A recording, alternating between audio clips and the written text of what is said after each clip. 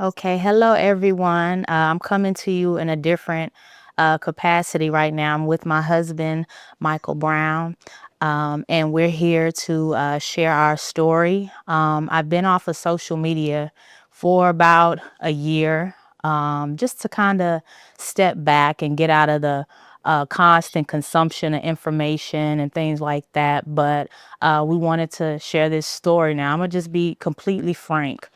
Um, I'm nervous because I don't typically put people this deep in my business, but it has been on my spirit so heavy in so many ways, like to the point where, I would wake up in the middle of the night and I would tell my husband, like, God wants us to tell our story. And he's like, okay. And he's not really a speaker like that, but he was okay with sharing it.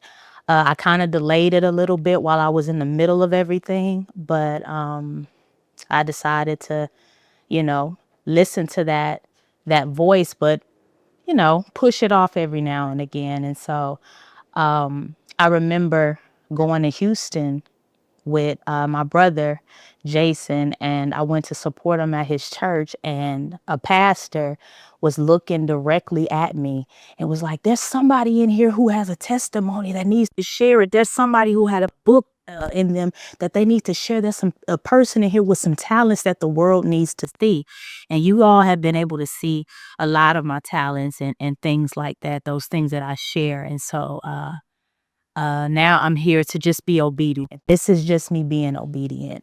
We're not looking for anything from it. We just want to encourage someone, and we want to show people what God can do when you're obedient. And so this is my yes to you, God. I don't know what's going to come of this. I just know that I want to say yes, and I want to be obedient because it will not let me sleep.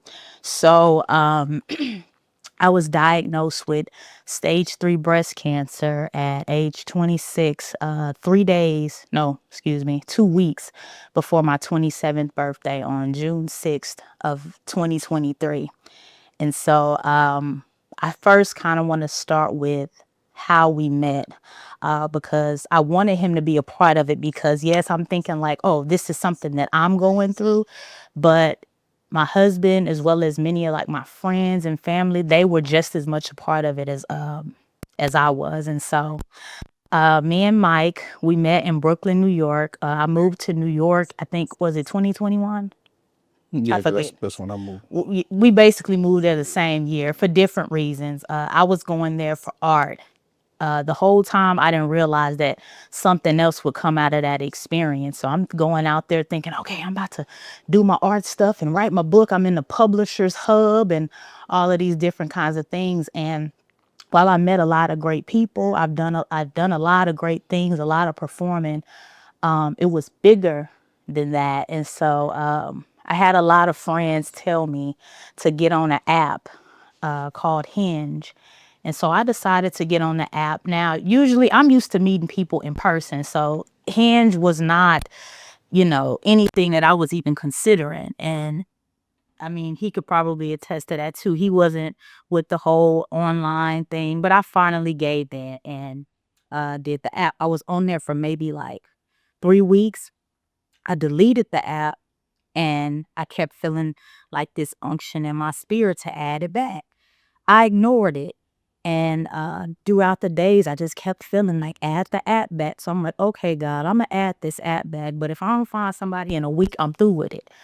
He was the first person to like my picture or whatever the case is and reach out to me. So we talked a little bit on the app, and he finally asked me to talk off of the app, and the rest is history. We'll get into more details about our relationship and things like that, but that's pretty much sums up how we met. We met on a dating app, and I remember telling my sister, I would say maybe 3 months into knowing him, I told my sister, I'm like, I think I love Mike. Now I didn't want to tell him because I didn't, I'm not usually the first person to say that.